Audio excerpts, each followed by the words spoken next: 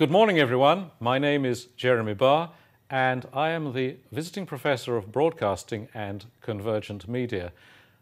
I have that title because part of my professional life to date has been in broadcasting, but much of what I've been doing at Ravensbourne has been about a notion of convergence.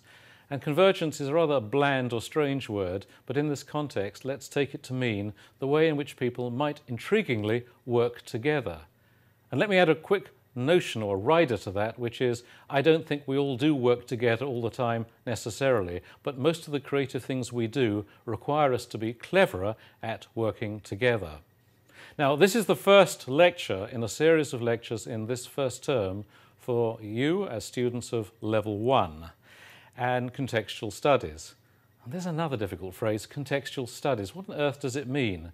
Well, I can tell you, it doesn't mean you're going to spend your life at Ravensbourne having to listen to people like me endlessly lecture at you.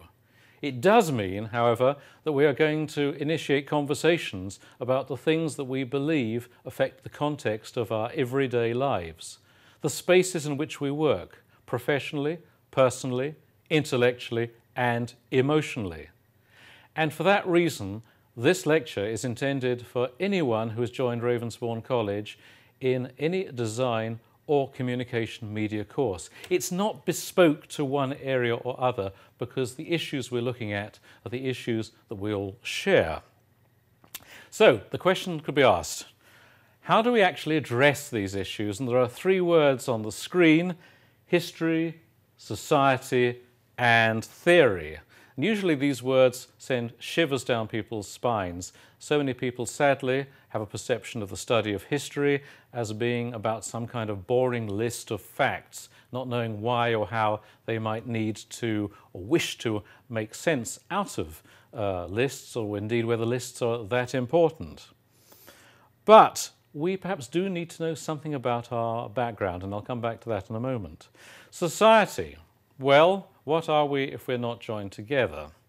If we don't recognize we are not simply on our own, in isolation, on this planet, however large that is. And theory, now that's the word that really scares people, quite often in education. Oh, that must be really heavy stuff.